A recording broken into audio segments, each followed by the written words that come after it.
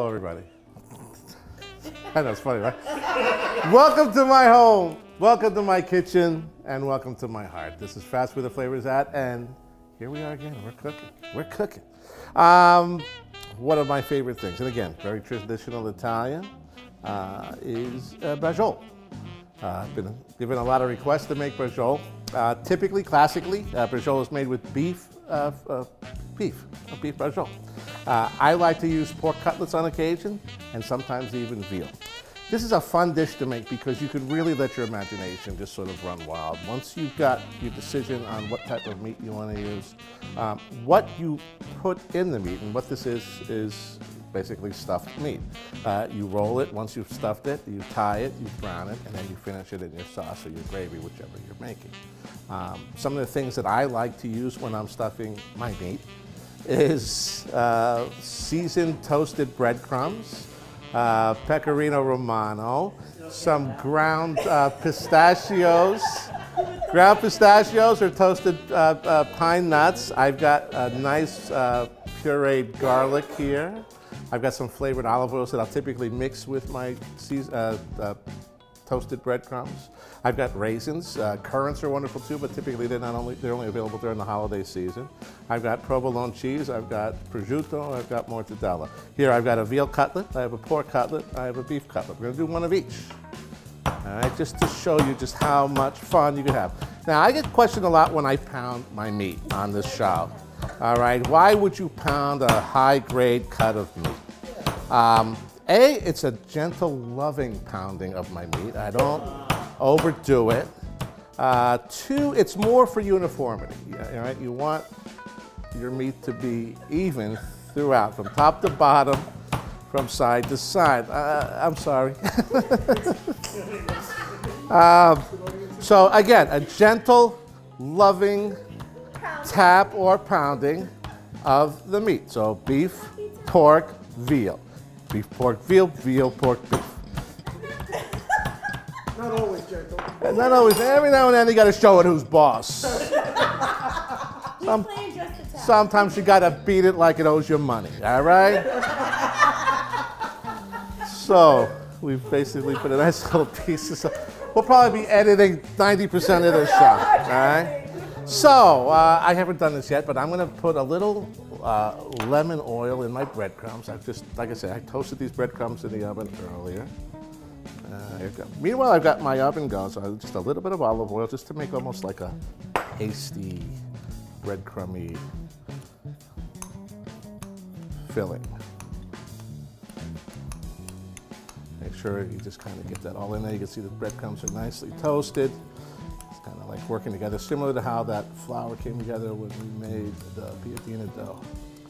All right, so nice little smell. You can smell here, smell the lemon in the olive oil. It's just lovely. It's a lovely aroma. I know, you can smell it. Oh my God, that smells so good. It's actually lemon flavored olive oil, yes. And I have a basil one. I've got about 6 or 7 other ones. I just like to have these things. I don't use them often, but I'm going to go ahead and I'm going to use this for the beef. I'm going to use it for the pork. I always like some type of breadcrumb mixture in my braciole. I just like what it brings to the dish. All right. So for the beef, I think my choice will be, I'll put a little pecorino romano. Right. Again, have fun, be liberal, just sort of sprinkle, not liberal in a political sense, liberal in the use of what you're putting on there. So I'm gonna put a little of that. Here on the pork, I'm gonna add a little pureed mashed garlic, just paint it on like that. I'll add a nice flavor of garlic to that. Turn my pan down. I'm going to add, what do you think here? What do you think? With the pork, do I do mortadella and do the prosciutto with the veal, or vice versa? Vice versa it'll be. So the prosciutto is going to go on the pork template. Okay. And I'll do the mortadella on the veal. That's great. What else do we want to add? I've got some raisins. Do you have any preference on which meat you'd like to see the raisins go into? No? You want to skip the raisins altogether? Skip the raisins, all right.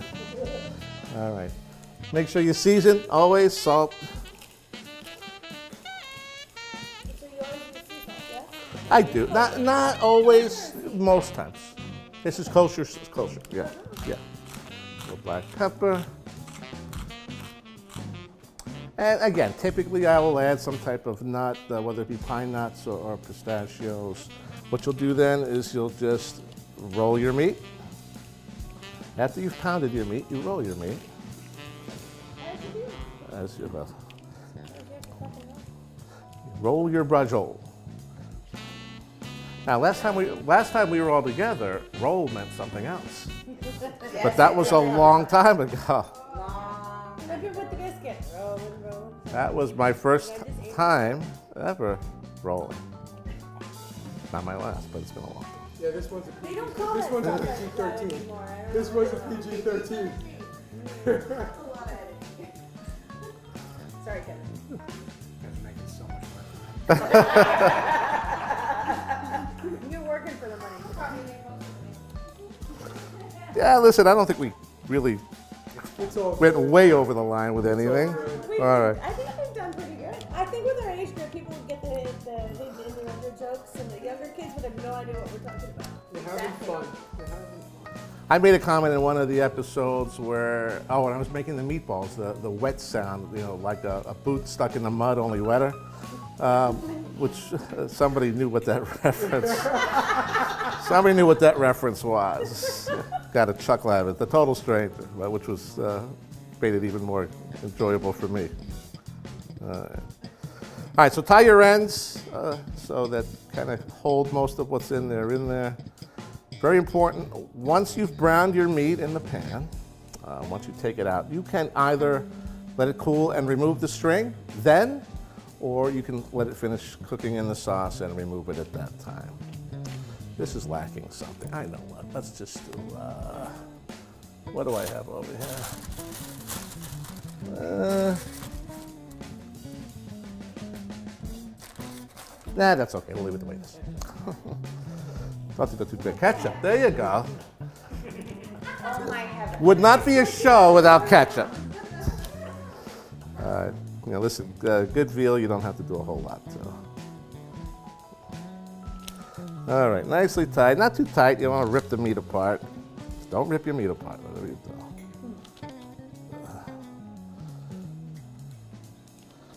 Can you have your pudding if you don't eat your meat? All right, now into the pan they go. Nice little sear. Cook it on all sides.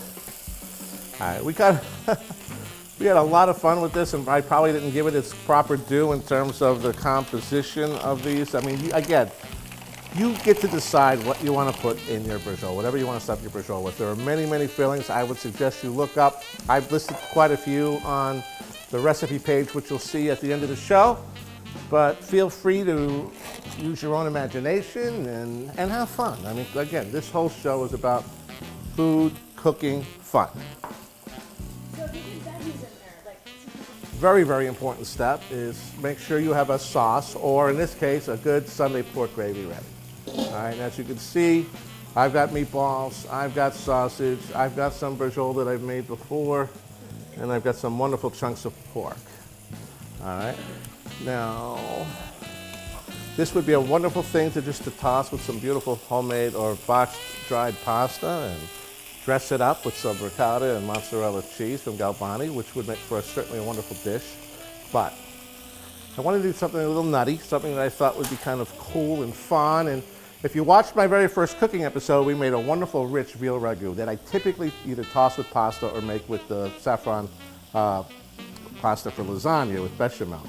But I want to do something, and then we ended up making, what we make that day? Did you guys watch the first show? Yes. What was it? All right, it was a play on Sloppy Joe. We called it the Messy Giuseppe, so it sounded Italian. Yes. So it was a nice big spoonful of this rich veal osso buca ragu on a buttered bun with some ricotta cheese on top. Absolutely happy. Absolutely happy. So I wanted to do something sort of goofy like that for today. So, and listen, I've had meatball subs, I've had sausage subs. I've never done it with all of the meats. So we're gonna make today, for the first time, the Sunday gravy sub. Oh. All right? It's going to have all 4 meats. It's going to have, here, in fact, let's just go ahead and compose one right now. Let's just do it. So it starts, let me give these guys a little turn. Beautiful, they're brown. All right, and what I'll do, for me, and you can do it any way you want, but once I've got them browned nicely, I'll take them out, I'll set them, I'll let them get to a comfortable handling temperature. I'll remove the strings because I can see them better than I could after they're drowned, you know, swimming in the Sunday gravy. And then I'll go ahead and place them in. You can see here, you know, I've got some nice braciole there that's ready to go. So we've got this. So I'm going to take my ricotta. Now, this is Galbani double cream ricotta.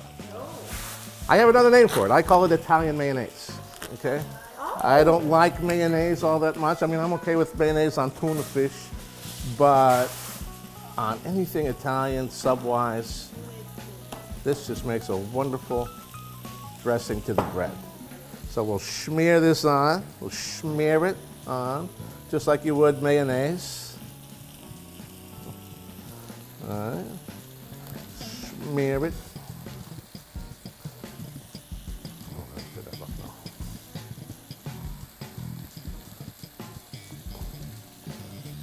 Now what I'm going to do here, so I'm going to take this, I'm going to move this over here. I'm going to go ahead and help myself to some braciole, a couple of meatballs.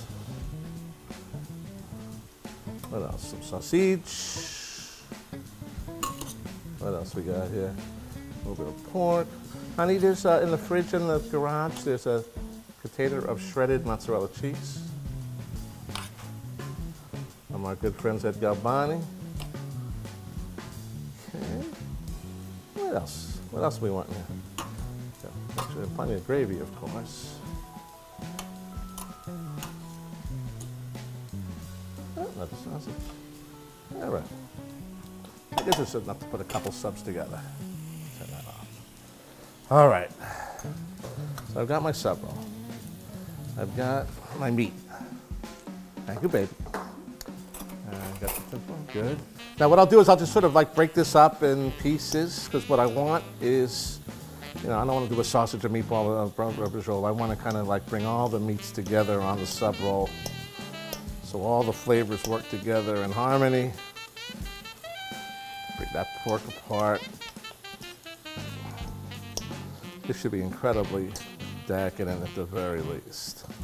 Listen, it might not be pretty, but I'm pretty sure it's going to taste good.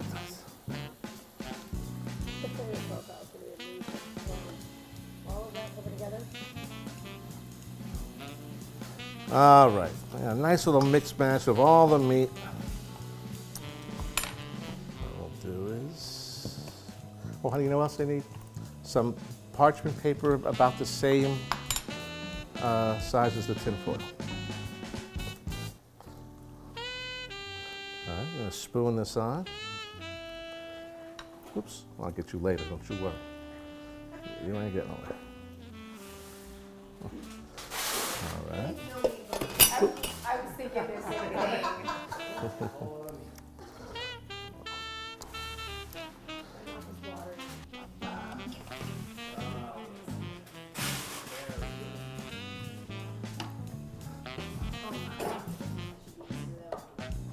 All right, honey, can you bring me tin foil and parchment paper together, wrap?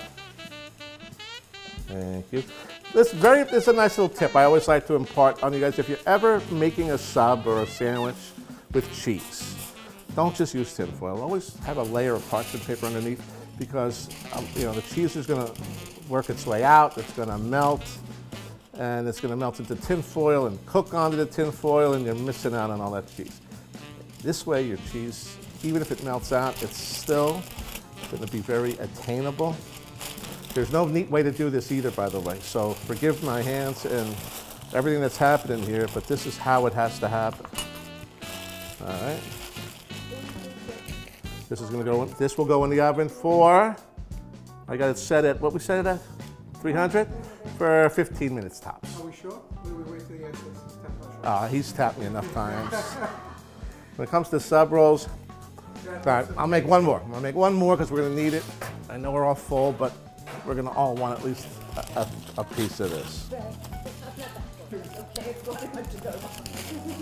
Right. If it has to, it does. 15 minutes into the oven, we'll bring them out, we'll let them settle, we'll slice them up, and we'll enjoy them and close out the day. See you in a little bit. Thanks. All right, we're back. Everybody having a good time? Yeah. All right, so we've gone ahead and we've baked off the Sunday gravy sub. And I'm planning on patenting this name and this sub, and I'm going to sell it to any restaurant who wants to use it, because they're going to love it. All right, so here we go. Perfect for football Sundays. We wanted to do a couple of things that were going to lend well to the football. So the first course we did, the piantini sandwich, great for a football party, as is this. Little messy, but messy is good. Messy is good.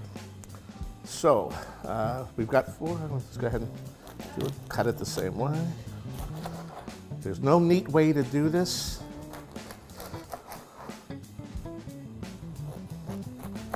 Actually, it wasn't so painful.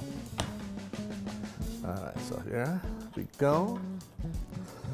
Here we go. Guys, come on over, grab one. Bring some to you. So all 4 meats, my gravy, Galbani, double cream ricotta. Oh, that almost was right in his lap. Holy smokes. Almost in his lap. Almost. Wait, Tom, can I have the one in your left hand? Yeah. That's the one, I'm sorry. It's like smaller and it's like, so, the butt hand. Good. Thank you. All right, Jerry, Kev, there's enough for everybody. Oh, get in on this. I made it small. That's yours. That's yours, and I got one more. Just get a plate for it. I got a small one here. Uh-oh. Huh? I just want to make sure no one's got missed. Did Kevin get one? Don't worry, it's all here. Just enjoy. Jerry, you got one? You guys are going to share that? How is it? Oh my God. Is it good? Is it good? Is it good? That is so good. Is it good? Okay, good. That is so good. And again, I mean, and if you want, you can dress this with peppers and onions, or I mean, anything you want. But it's a fun thing to do. You know, I love making my Sunday pork gravy, and I try to put an awful lot of heart, soul, and love into every pot that I make. I just thought. I don't know, but I just need to say. I want to marry you. Marry me, please. I love all of you, and we are all married. Is it good? So good. All right. So I just listen again. This sort of idea came from the idea that was born in our very first episode when we did the messy Giuseppe sandwich with the ossobuco ragu. I said, listen, I've got all these wonderful meats. I love meatball parm subs. I love sausage and pepper subs. What if I just took a little bit of all 4 of the meats that are in this wonderful pot of love and create a sandwich with it? And with football season being here, I just thought it'd be hearty and filling and nurturing and loving. And so this was definitely a sandwich made from my heart. And I hope it shows in every bite you take. We're drinking some nice wines with it. We are closing out what has been an absolutely joyous day. Yeah, we kind of toyed with improper behavior on occasion, but my guy behind the camera, Kevin Sinicki, will do a great job of editing, or we'll just have a disclaimer and say, hey, grown-ups only, and you know, I hope you get it. It's just a joke. We're having fun. But this is exactly what we needed. I needed. It's a somber day in this nation, and again, we're gonna forge through and be the great, great people that we are. We've got a couple of events I want to share with the crowd since you're here. Jerry Soma, who's actually celebrating his 40th birthday tomorrow. Maybe a few more years. Salute. But Jerry and I do a couple of wonderful events together, and Kevin as well, which is where we all came to be. And without those events, Kevin wouldn't be here filming me doing this show right now. So I mean, I'm very grateful for it. But we have what? We have an event in Jupiter coming up this month. Taste of Jupiter. Taste of Jupiter for the Jupiter Police Foundation. Very, very good cause. All right. September 22nd. All right, we'll be there for that. And The one 20th thing, annual Feast the of one thing we Love. missed out on last year because of COVID is back and will be better than ever. Amen. The 20th Annual Feast of Little Feast Italy. of Little Italy at Abacoa Town Center. Look forward to some great Italian talent, wonderful Italian food purveyors, other great crafts. Rides for the kids? Absolutely. Rides for the kids. Big Vulgar Wines and Prosecco. Big Volga wines will be well on display. I'll be there to do wine seminars and one or two cooking demos with some very, very talented chefs that I am honored to be working alongside. So, all that said, we get to close out. All that said. All that said, oh wait, that's right. Everybody, happy birthday to you. Happy birthday to you. Happy birthday, dear Jerry. Happy birthday to you. Thank you. You okay with COVID? I blow it the candle? Blow it up, brother. Droplets, baby, droplets. All right, God bless. All right. Here, here. Personally, I'd rather have the sub, but you. All right, and that'll close the day. Thank you all very much for watching. Hopefully you enjoyed these last few episodes. I hope my wonderful friends, both new friends and friends of long ago, who are back in the circle and hopefully here to stay, enjoyed it as well. And as it is always for me, just an absolute pleasure, joy, dream, privilege, and honor to cook for people I care about. And that includes every single one of you that are watching. Until next time, what's the name of the show? That's where the flavor's at. Salute, God bless. See you next time. Thanks very much. And that's a wrap.